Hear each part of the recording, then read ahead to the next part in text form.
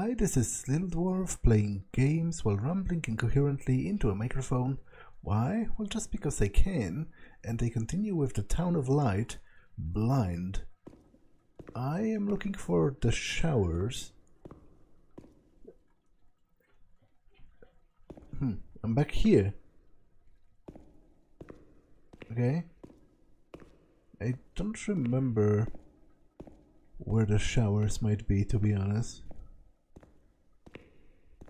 Like, I went through the narrow corridor. Not in this ward. Not an observation, remember? Let's go to the calm ward. Okay, so this is the calm ward.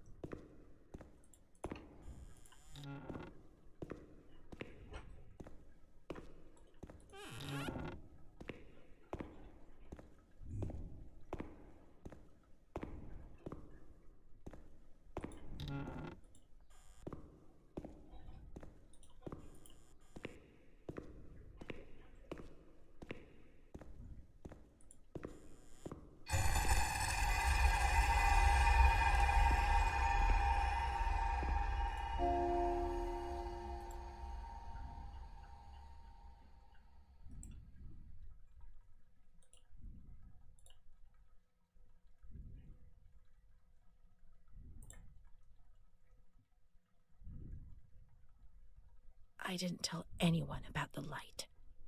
I knew that something terrible was happening to me. I thought that I would die, and the shame I felt was so deep that an uncontrollable restlessness took over me. I was afraid when other people were nearby. I saw fingers pointed at me, mouths laughing, condemning me. April is gone.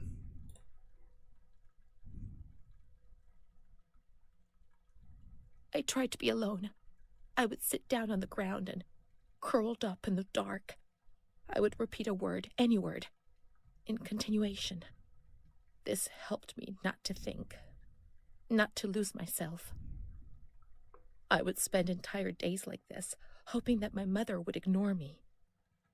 Her compassionate words hurt me and terrorized me even more, and so I had to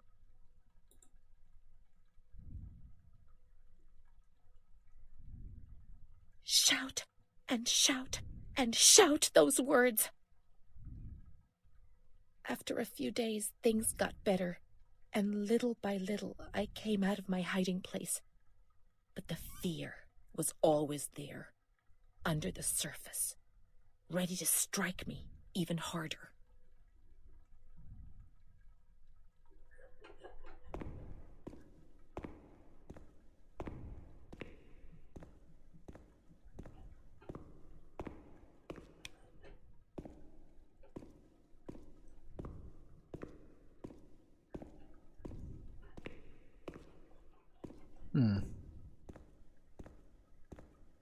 Okay, that looks promising.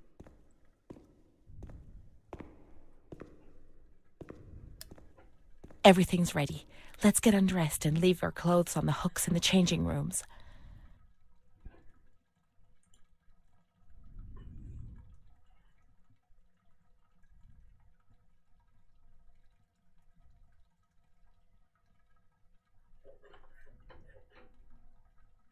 Let's turn the water on now, and everything will be as before.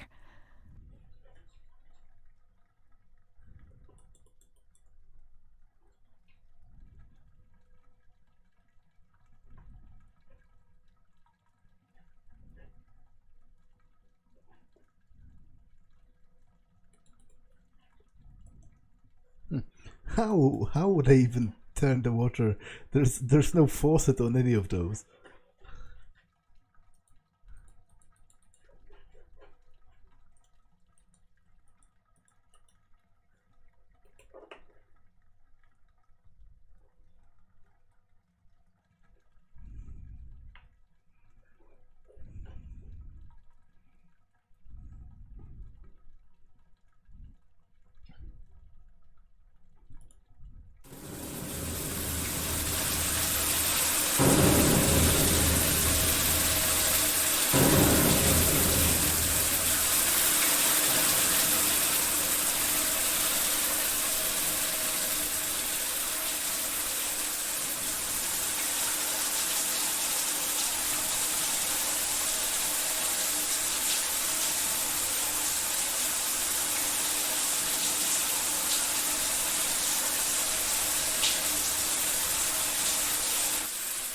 Amara was everything I could have been, but she no longer existed. I'd have loved to erase everything I did, but instead I always went ahead and did it again. It was my fault, and she disappeared from my life.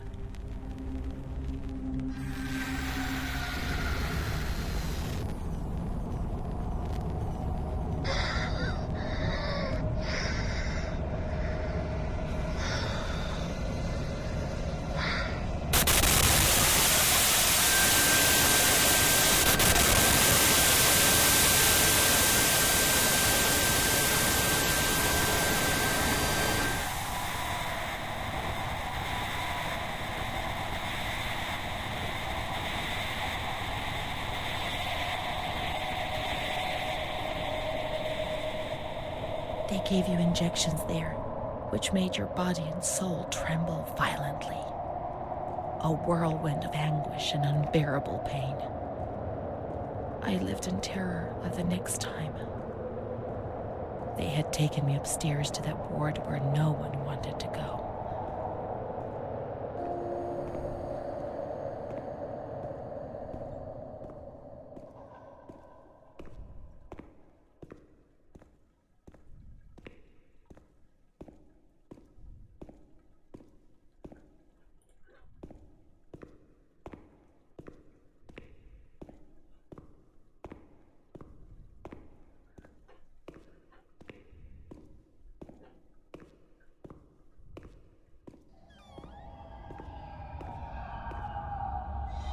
When there was too much chaos, they closed all the windows and the door. They turned off the lights, and it was pitch black. Some people fell asleep. Some others stopped seeing their demons and became more calm.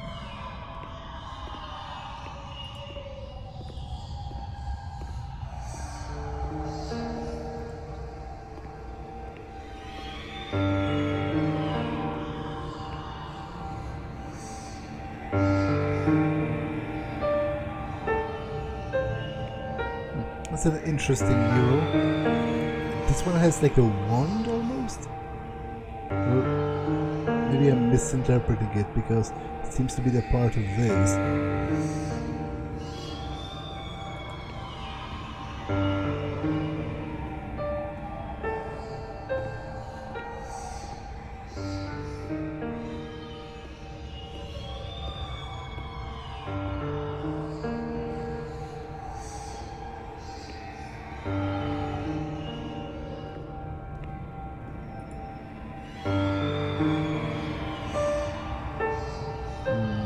Is that an electroshock machine? Yeah, voltage, milliamperes, seconds.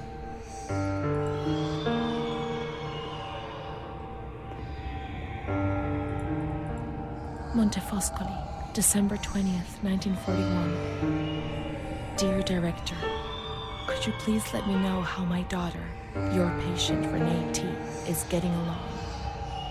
I've written to my daughter several times, but have received no reply. I'm very worried, particularly as I've been ill for some time and have not been well enough to come and visit her.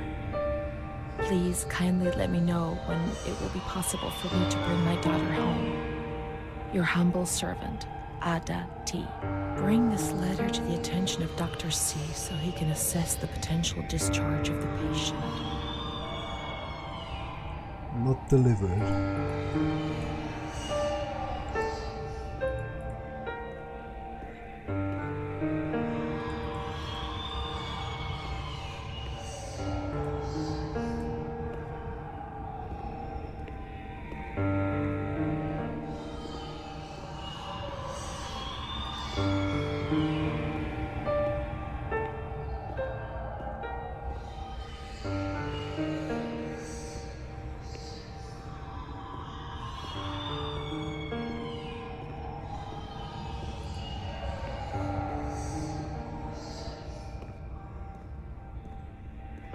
Let's look for Renée's room in the slightly agitated ward.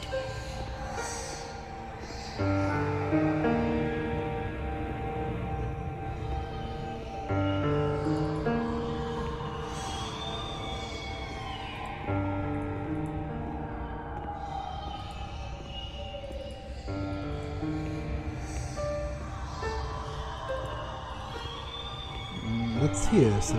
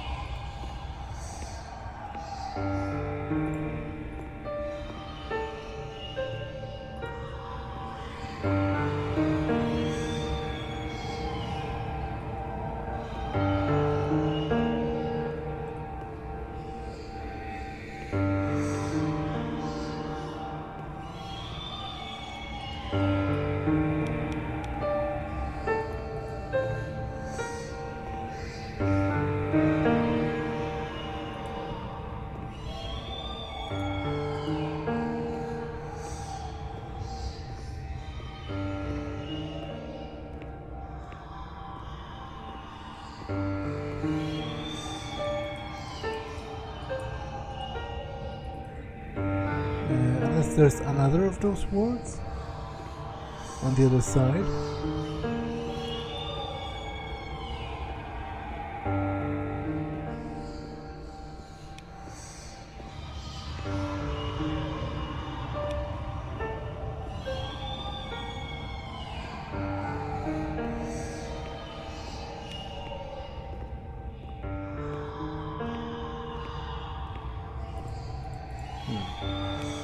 Oh, it's clearly that one that it was just in.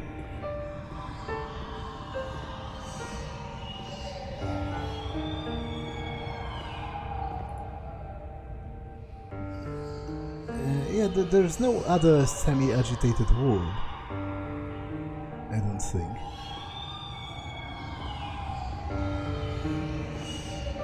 So I'm just missing something very obvious here.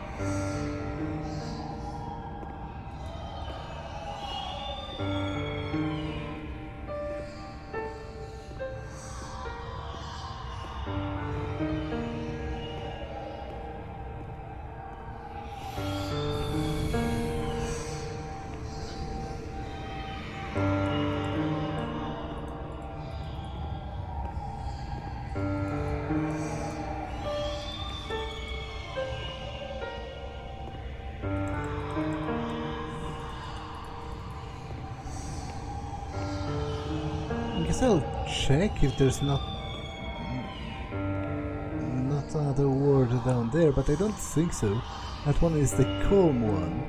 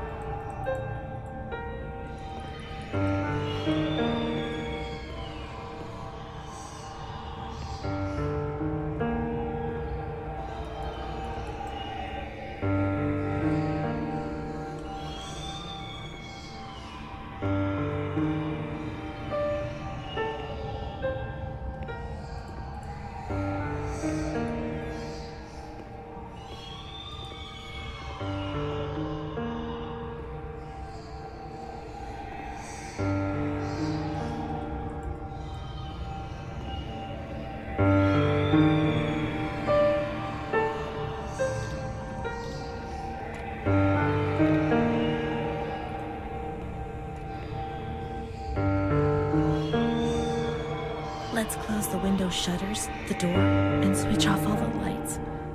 We want darkness. Oh, okay. I didn't quite catch on to the fact that I thought she was just recounting it. I didn't think she would... They put a straitjacket on you.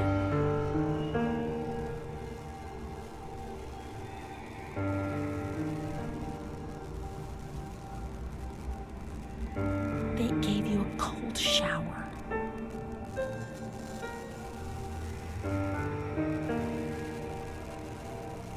They suffocated you with a sheet.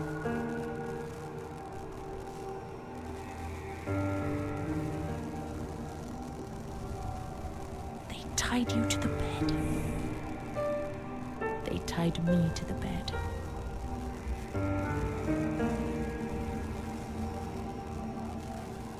A woman died next to me, choked by her own vomit.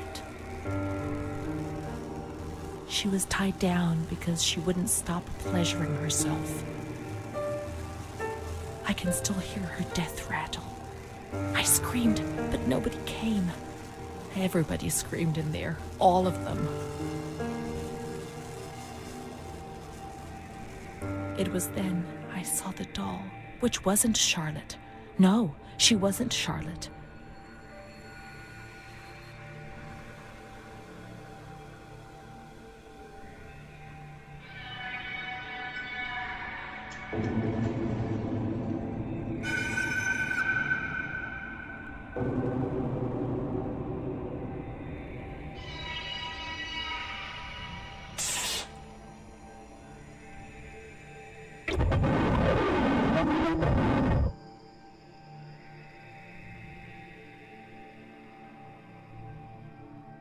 The past came back to hurt me again. In the loneliness of that crowded ward, he brought it with him. I thought I would never see him again. He'd come to remind me who I was. That's what my mother used to do. That's what I had done. It seems that my life in here was just a repeat of what it had been outside. The doll, the fear, the shame. I'd have loved to erase everything I did, but instead I always went ahead and did it again.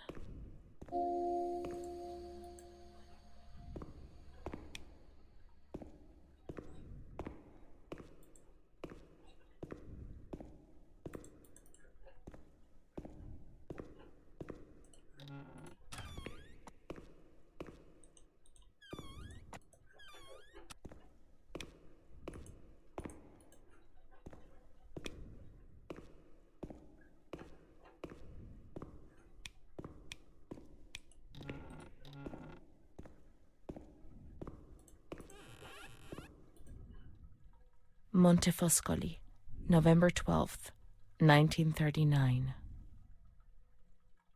My dear daughter, it is with great sadness that I heard what happened. Your transfer and your sufferings are a cause of great worry for me. It will take time, but you'll see, things will improve. They'll treat you and you'll get better again. I pray a lot, every day. Write to me often and tell me if you need anything. I promise I'll do what I can. Try to be strong. Mom.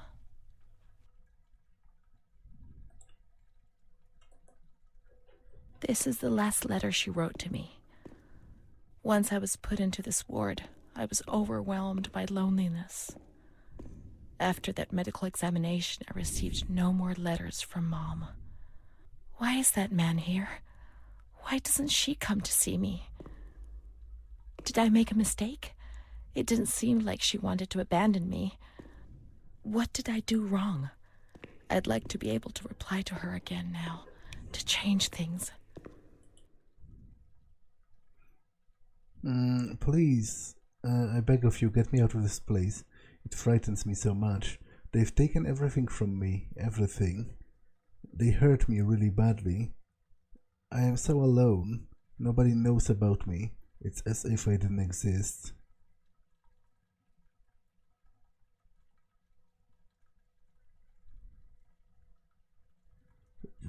I guess this is what I would have written. I guess probably this.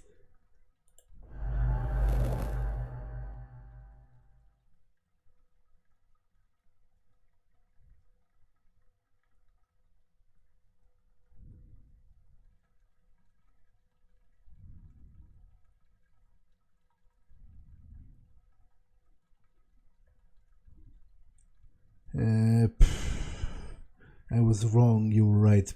Not quite. In fact, as I said, the story seems to be sort of heading in the... Well, heading. It seems to be signifying a direction where I was actually... Well, I or her, it's debatable. Someone was hurt, and then they were hurt again, sort of being reminded of it, and by all of the implications of that on like a societal level. Help me do something.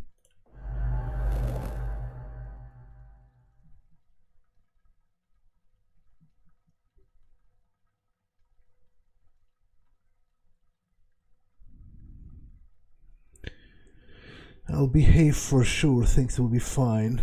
They hate me, he wants to kill me. I just wish I could die. Every night I hope I don't wake up again. I don't know what's happening to me. Sometimes I don't even know where I am. I guess I'm choosing the less depressing options. Perhaps she would have listened to me. Will she reply? Although that didn't sound very coherent when you put it all together like that. The letters were sent to the archive. It was their job to post them.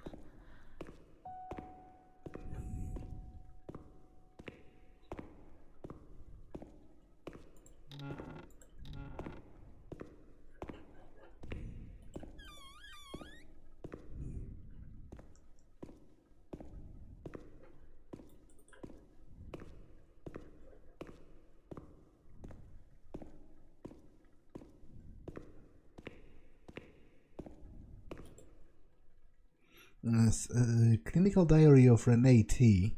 Symptoms and treatment.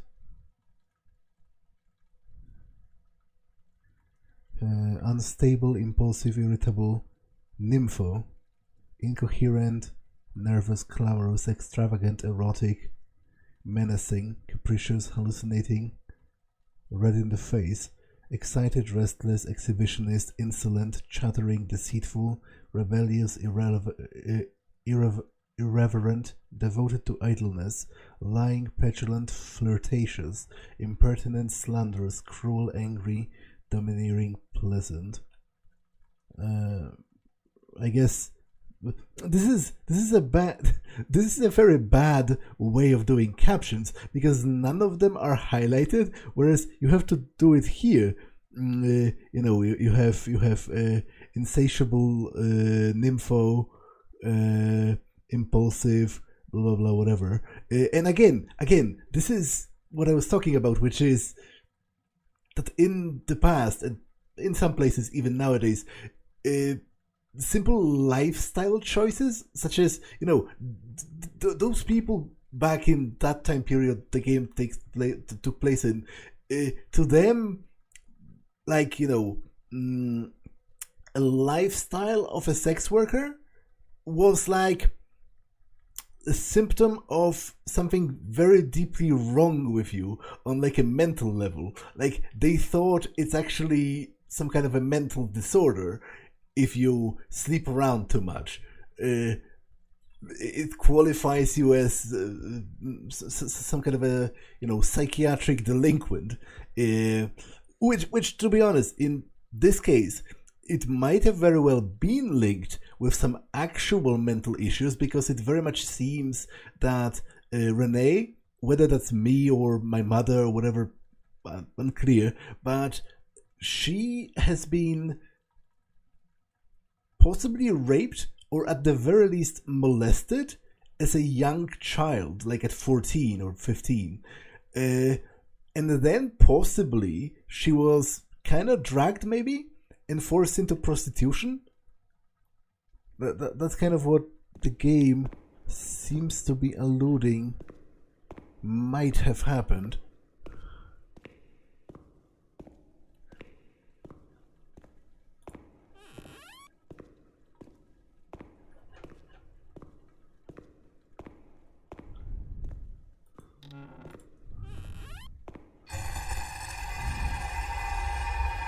Oh, there was someone literally chained to the window by their neck,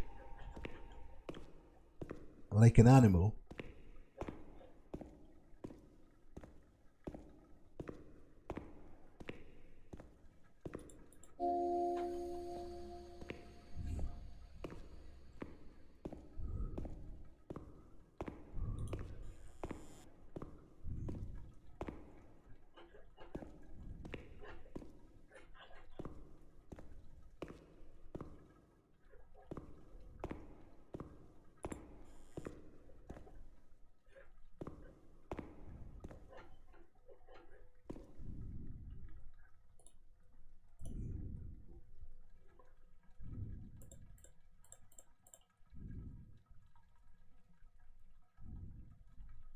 The light often came when I was at school, turning my fellow pupils into puppets that would terrorize me. To me, they appeared transformed, with the bloodied heads of animals stuck where their own heads should have been. I would curl up on the floor and would even wet myself. The teacher would try to console me and would smile at me, but her teeth and her eyes would terrify me even more. Things did change. I don't know why, perhaps during the 2nd or 3rd year of school. Taking attendance. It was more or less in the same period that I became friends with Bruna. I remember the sensation of joy I experienced when I felt almost normal. The light isn't coming. The dreams have gone, and I have a real friend, one who speaks to me. I would repeat this to myself proudly while looking in the mirror, where I no longer saw an embarrassing reflection. It seemed to me that the world was a difficult place, but it was no longer impossible. Bruna. I did not understand what Bruna saw in me, especially as she was almost 2 years older than me. I would tell her this every now and then, and she would joke about it, saying, "Nothing. I don't see anything in you, which is what I like about you." And then she would hug me.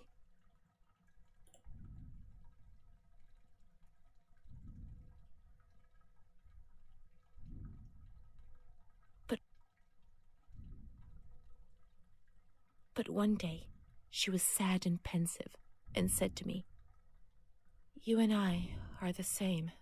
Don't be fooled. You are reserved and honest, and I'm not. But that's the only difference between us. The only one." Then she began to cry. I was struck by the perception in her words, but only today, after re-examining my past, do I understand what she meant.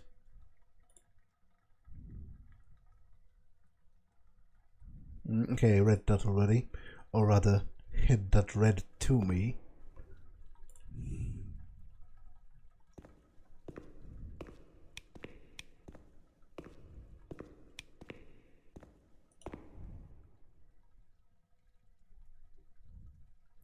Patient storerooms and archives.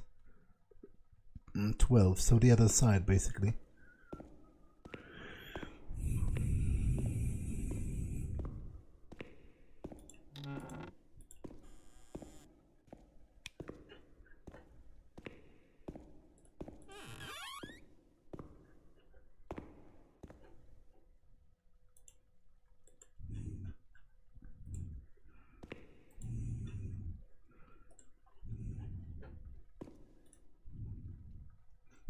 That's a box full of fake eyes, or rather eye prosthetics, I guess is the correct term to use.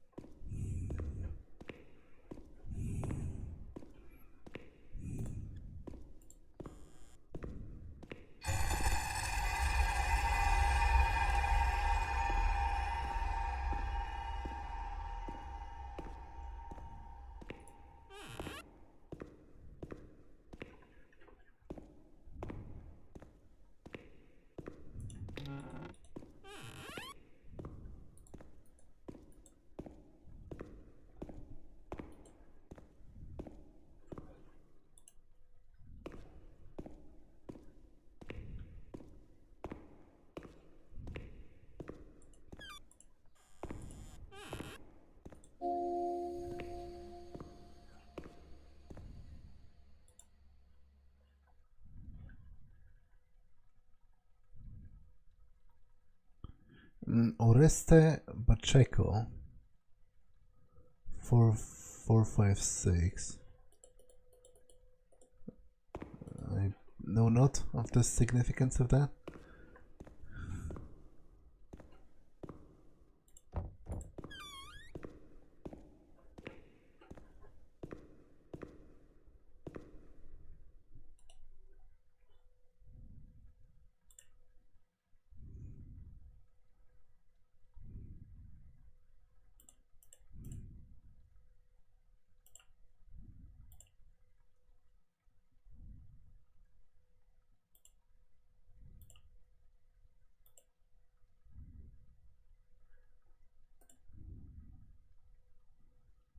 I remember a recurring dream from that time. I used to have plenty of nightmares, but this particular one was so real that even today, I ask myself whether it could have possibly been just a dream. I was in bed, enveloped by the warmth of the blanket, in the dark, about to succumb to sleep, when I heard the bedroom door open. I turned to face the wall and did not have the courage to turn around.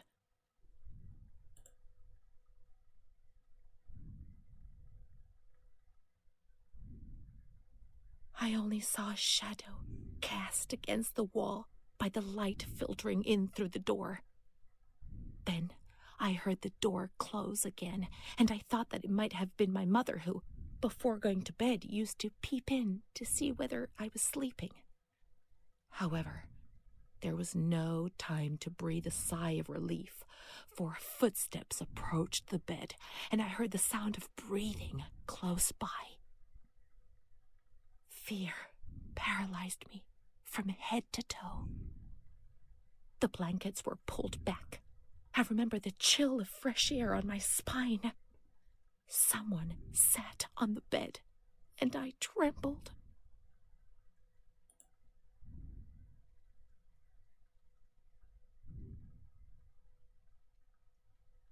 Then the dream finished.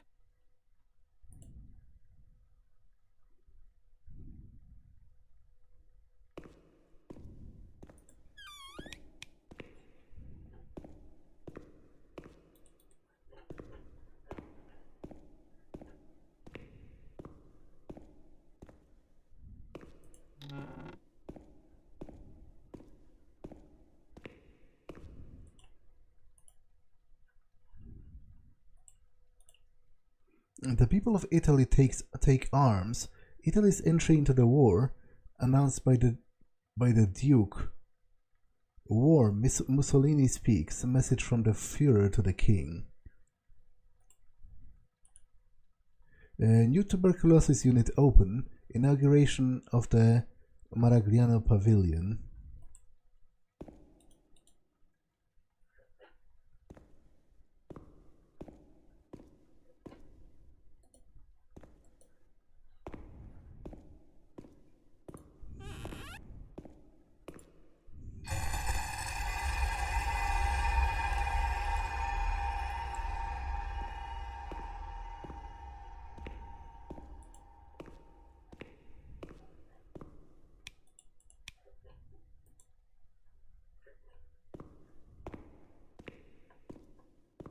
When you were sent to a lunatic asylum, you lost the right to possess anything.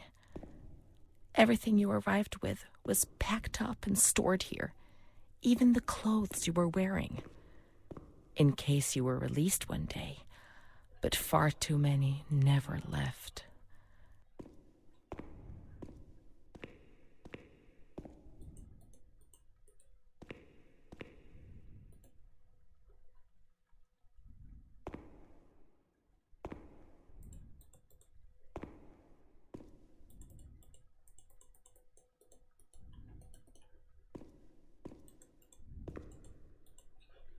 There must be a file with my name in the filing cabinet somewhere.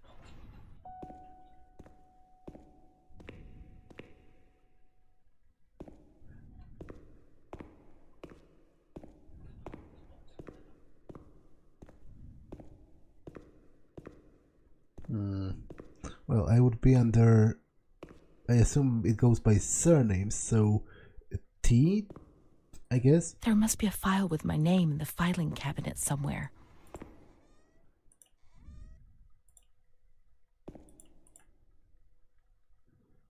But I will actually check that next time, because this episode has been long enough. So that's all for this one, and I will see you in the next one. Bye!